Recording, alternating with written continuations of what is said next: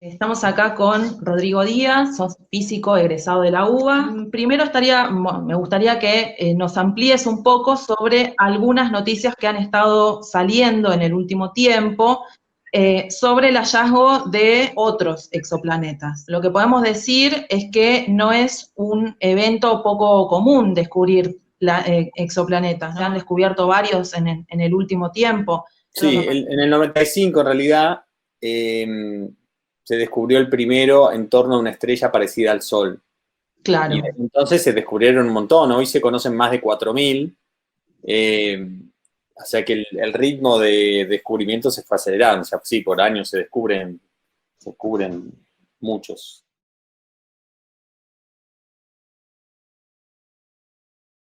Los exoplanetas son planetas como los que conocemos de nuestro sistema, los que estudiamos en la primaria, ¿no? Marte, Venus, ¿no? De los cuales también tenemos noticias muy seguido, Júpiter, Saturno, los gigantes, pero que no están en órbita alrededor del Sol, de nuestra estrella, sino que están en órbita alrededor de estrellas de la Vía Láctea, otras estrellas de la Vía Láctea, ¿no? Todas las estrellas que vemos en el cielo nocturno son parecidas al Sol, más o menos, en mayor o menor medida, y durante muchos años, durante siglos, se especuló que, y sobre todo cuando se demostró, digamos, que esos puntitos eran como el Sol, se especuló que podía haber planetas en torno de ellas, y durante muchos años se intentó detectar esos planetas, ¿no?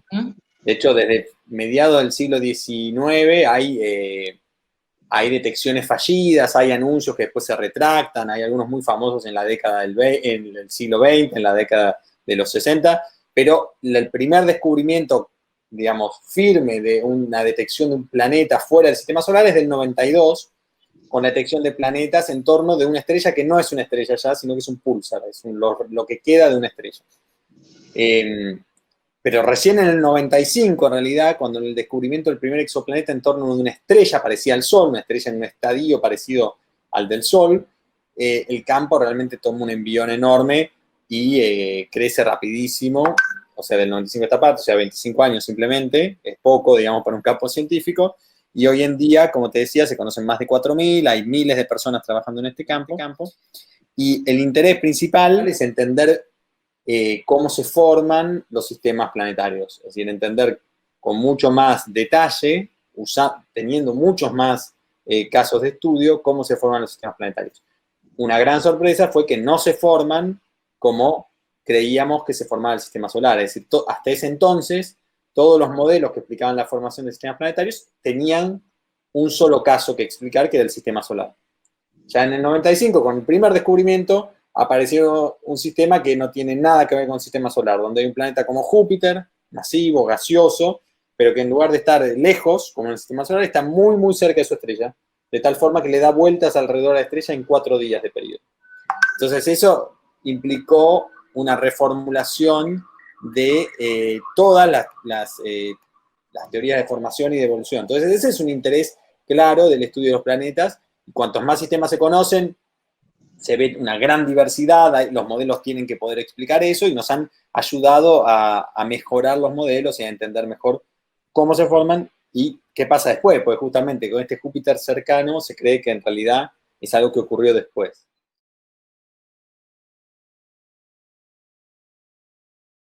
El estudio de los planetas también sirve para estudiar los objetos mismos con mucho detalle.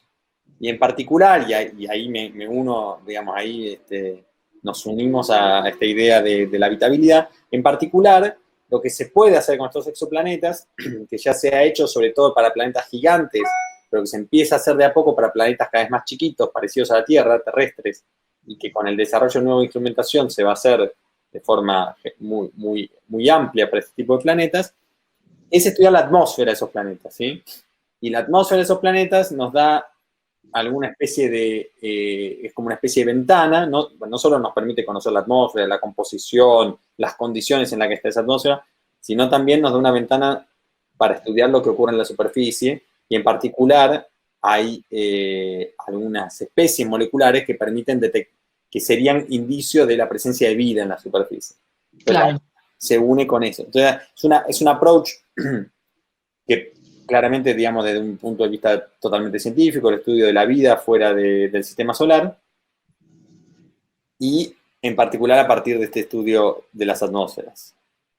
Con estos planetas tan cercanos a su estrella, son muy irradiados, entonces tenés atmósferas que están muy infladas, entonces ocurren cosas maravillosas, como que tenés un planeta, que hace poco lo anunciaron, que donde el hierro está en estado gaseoso, pero después se condensa, entonces llueve hierro, digamos, en la superficie de ese planeta, y cosas realmente sin un análogo en el sistema solar, ¿no? Entonces permite estudiar un montón de cosas completamente nuevas. O sea, que lo que se suele remarcar de los descubrimientos, cuando se dice que podría ser habitable, es que el planeta está en lo que se llama la zona de habitabilidad, que es una distancia de la estrella, ni muy cerca ni muy lejos, donde un planeta rocoso con una atmósfera parecida a la de la Tierra podría tener agua líquida. Entonces, cada vez que aparece un planeta, cada vez que se descubre un planeta que orbita su estrella a la distancia justa para estar en la zona de habitabilidad, justa, digamos, una franja, ¿no? Digamos, en ese rango, eso se resalta particularmente y se dice se encontró un planeta que podría ser habitable, digamos, ¿no? Pero bueno, es una definición de trabajo, muy de trabajo y muy burda en algún sentido, porque en el sistema solar conocemos sistemas, conocemos cuerpos fuera de la zona de habitabilidad, por ejemplo, las lunas de Júpiter, Europa en particular, que se cree que es un gran candidato para albergar vida y que está fuera de la zona de habitabilidad.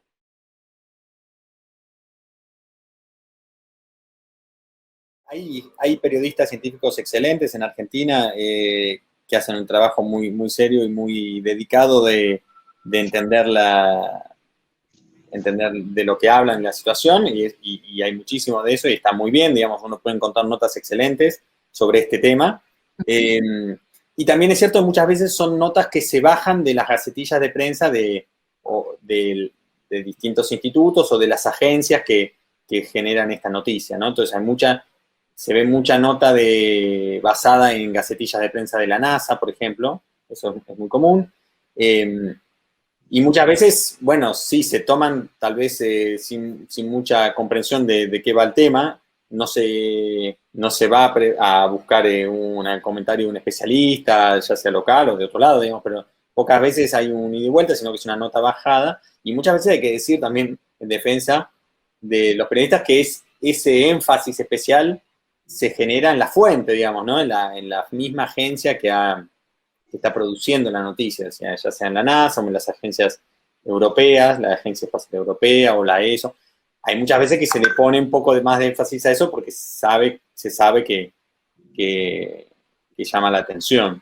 Y que son temas complejos y como que se va generando, digamos, como un teléfono descompuesto entre la bajada, digamos, entre el paper, la bajada también y lo que llega a los medios. Totalmente, sí, yo creo que exactamente, y por eso es importante tener periodistas, digamos, que sean especializados, porque que puedan leer con un espíritu crítico las gacetillas de prensa que llegan de distintos lugares, y también con un buen contacto con los especialistas locales, regionales o lo que sea, que les permitan ir a consultar, ¿no? Digamos, eso sería lo más virtuoso. Claramente no es tampoco lo que se da permanentemente, digamos. En temas de salud es particularmente problemático eso, ¿no? Porque genera reacciones que no son las deseables muchas veces. Por eso, insisto, digamos, tener especialistas tanto desde los medios como desde principalmente de los medios que toman esas noticias es fundamental, ¿no? Y obviamente las redes sociales también, bueno, tienen un rol ahí en propagación de información que no está chequeada, etcétera, ¿no? Bueno, ya lo sabemos.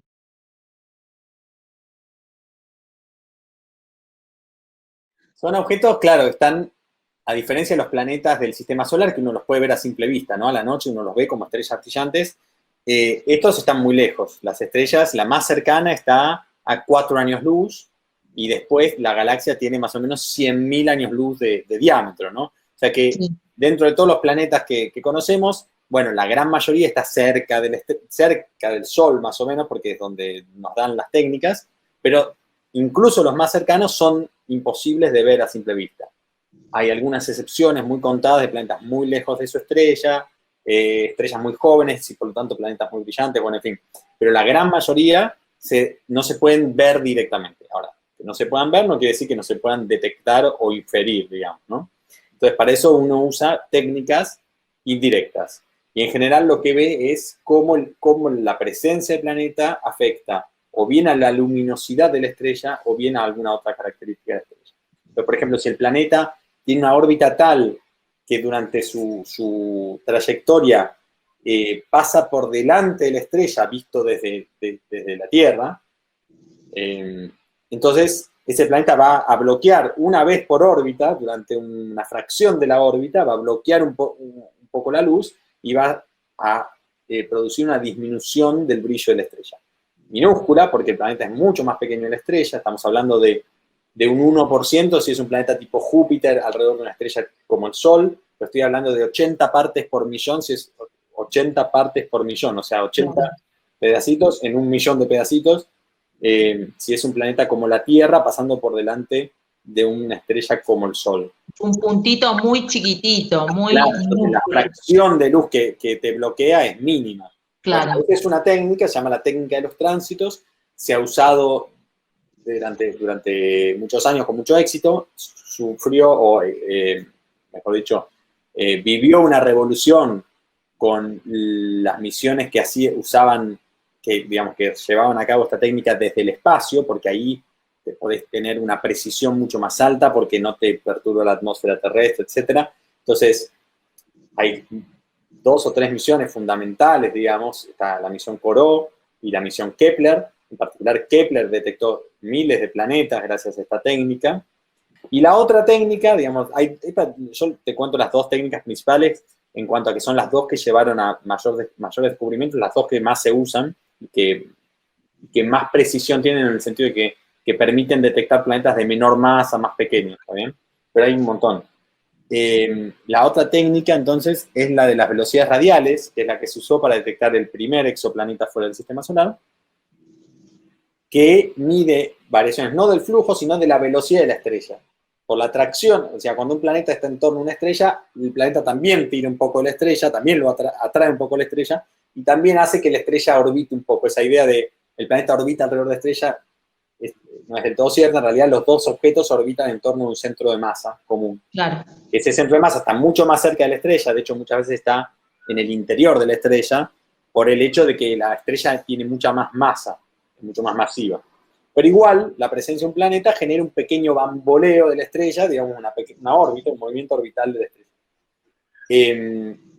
Por lo tanto, la estrella, por efecto del planeta, por momentos se está acercando un poco más hacia nosotros y por momentos se está alejando. Entonces hay una variación en la velocidad de la estrella, en ese vaivén, y esa variación la podemos medir muy precisamente, gracias a instrumentos también específicamente diseñados para eso, espectrógrafos principalmente. Esto desde Tierra se hace, desde el espacio todavía no se ha podido hacer. Y eso nos permite detectar también a los planetas.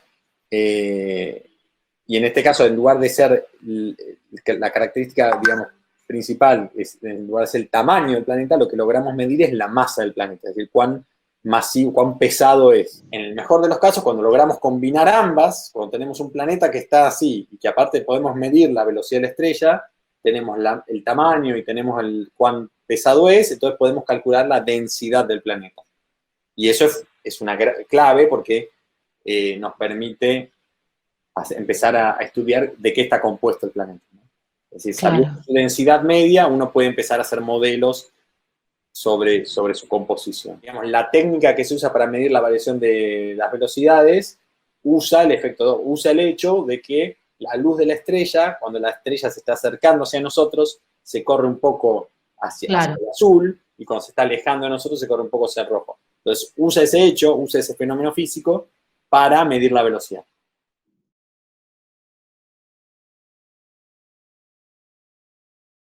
Bueno, de varias fuentes, digamos. Por un lado, tenemos subsidios de la Agencia Nacional de Promoción Científica, o sea, la agencia, eso viene del Ministerio de Ciencia. Y por otro lado, también contamos con financiamiento internacional a través de colaboraciones con distintos grupos de afuera.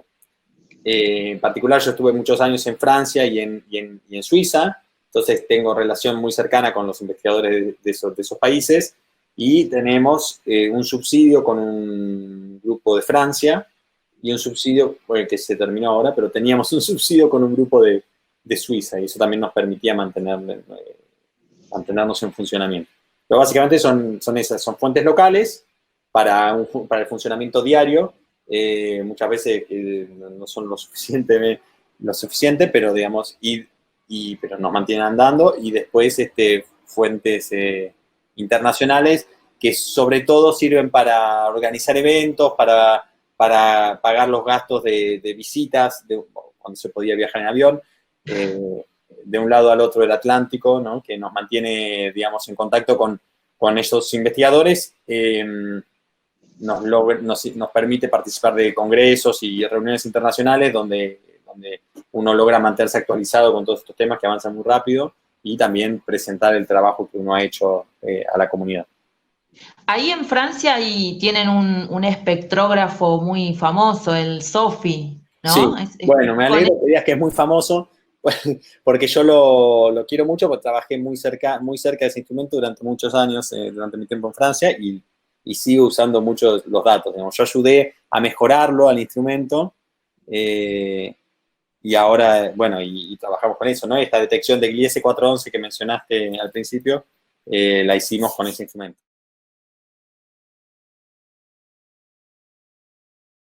Bueno, los Sí. equipos son internacionales en general. Si bien obviamente que hay una tendencia a un equipo que está radicado en Francia a estar constituido mayormente por gente de ese país, digamos, la verdad es que son equipos internacionales, sobre todo en los países, como decís vos, centrales, que tienen más capacidades, más ventajas de trabajar ahí. Entonces eso genera que los investigadores de todo el mundo se sientan atraídos a ir a trabajar ahí, digamos, ¿no? Claro. Y después, ¿cómo se conforman? Hay toda una dinámica de postulaciones, digamos, para ir a trabajar en uno de esos equipos. En general, uno tiene que postular a un puesto que ellos proponen, y entonces hay un proceso competitivo entre gente de distintas partes del mundo, y a uno le sale o no le sale, y bueno, y así se van conformando, ¿no? Y después es una cuestión de los años que van pasando, las colaboraciones, con quién funciona mejor trabajar, con quién funciona. No, obviamente, como en todas las actividades humanas, en la ciencia también hay una parte muy importante de relaciones, digamos, con quién uno se siente más cómodo trabajando que con otro. Muchas veces define hacia qué lado uno va con respecto a otro. Después, con respecto a la desventaja, es verdad que es una desventaja no tener los instrumentos acá, pero bueno, muchas veces el instrumento tampoco está en un lugar específico, ¿no? Está en un lugar, mejor dicho, está justamente en un lugar específico donde se puede aprovechar las condiciones del cielo, por ejemplo, ¿no? Hay muchos instrumentos instalados en Claro. Chile, por ejemplo, que no son de Chile, pero a los cuales Chile tiene acceso gracias a que fueron instalados en su territorio. Con respecto a los costos, son costos altos, pero no extremadamente altos, ¿no? Por ejemplo, un instrumento como el que se usa habitualmente para detectar muchos planetas, que también fue revolucionario en su campo, que está en Chile, se llama HARPS, que también es un espectrógrafo, parecido a SOFI. Anda no sé, cuesta algunos pocos millones de dólares. No es una cosa totalmente extraordinaria. El tema es, bueno, contar con ese financiamiento. Y sí, sin duda sería interesante contar con un instrumento así localmente, porque nos posicionaría diferente, por lo menos en el campo al cual me dedico yo, ¿no? Y es una posibilidad, y es algo que yo que tengo presente, digamos, desde que volví al país, la posibilidad de llevar adelante un proyecto de ese calibre, sobre todo teniendo en cuenta que gracias a los contactos, digamos, y a las colaboraciones con grupos de afuera, uno tiene acceso a muchísimas ventajas, ¿no? El know-how de cómo se construyen esos instrumentos, cómo se manipulan, cómo se operan, etcétera. Digamos, todo eso lo tenemos más o menos accesible gracias a esas colaboraciones. Sí, ¿No? muchas veces sí se paga una cuota de utilización de los telescopios, Es el caso, digamos, en muchas cosas. De hecho, sí, Argentina participa de un consorcio internacional muy importante, que es Gemini, digamos, donde Argentina es parte del consorcio, y eso sí, cuesta algún dinero, digamos, pero de nuevo, son pequeños montos comparados con otras cosas. Siempre, obviamente que uno tiene ventajas si tiene el instrumental en su lugar, etcétera, pero siempre hay que pagar los costos de funcionamiento, etcétera, digamos, ¿no? Por supuesto. Claro, Tampoco quiero ser ingenuo, por supuesto, hay algunos lugares donde el costo para los investigadores del lugar es menos que para los de afuera, etcétera, digamos. Obviamente que sería ventajoso tener el más instrumental en Argentina. Eso se puede hacer, no es extremadamente costoso. Hay muchísimo know-how, hay muchísimos investigadores de primer nivel, muchos de ellos formados también afuera, de forma que tienen también estos contactos y este know-how de afuera y que está existente hoy en día acá en Argentina, de forma que sí, todo eso se puede hacer y sería ventajoso. No significa que no se pueda trabajar ahora a través de colaboraciones y demás. La ciencia es muy internacional, los grandes experimentos se hacen con la colaboración de muchos países, de forma que no es un experimento de un país o de otro país, ¿no? Entonces, eso, digamos, esa perspectiva internacional existe y tampoco tendría sentido que cada país tuviera su super instrumento para medir planetas, digamos, porque se habría una abundancia de esos, digamos, ¿no? Entonces hay que encontrar el equilibrio justo entre lo que necesitamos como comunidad astrofísica, astronómica en Argentina, lo que tenemos y lo que podríamos llegar a tener, digamos. Obviamente, al día de hoy nos vendría bien tener mucho más de lo que tenemos, pero tampoco es deseable que eso se reproduzca, digamos, por todos lados, que cada país tenga su telescopio y lo use solo ese país, me parece. Claro, pero tal vez sería también muy virtuoso que las agencias tipo CONICET, ministerios, las agencias de financiamiento ayuden, contribuyan a mantener esas colaboraciones, a que puedan venir investigadores de afuera, que investigadores de acá puedan hacer estadías en el exterior. Eso es muy rico, que exista financiamiento para pagar esas participaciones en distintos equipos de investigación, en distintos consorcios de investigación. Eso muchas veces es difícil conseguir financiamiento para esas cosas, porque no existe un financiamiento local para pagar. Muchas veces hay que pedir financiamiento específico para eso, digamos, ¿no? Claro. Eso sería también muy, muy deseable, digamos. Más allá del instrumental, la cosa dura, el hardware, digamos, favorecer el intercambio científico con el extranjero es fundamental. Claro. Y mucho más barato.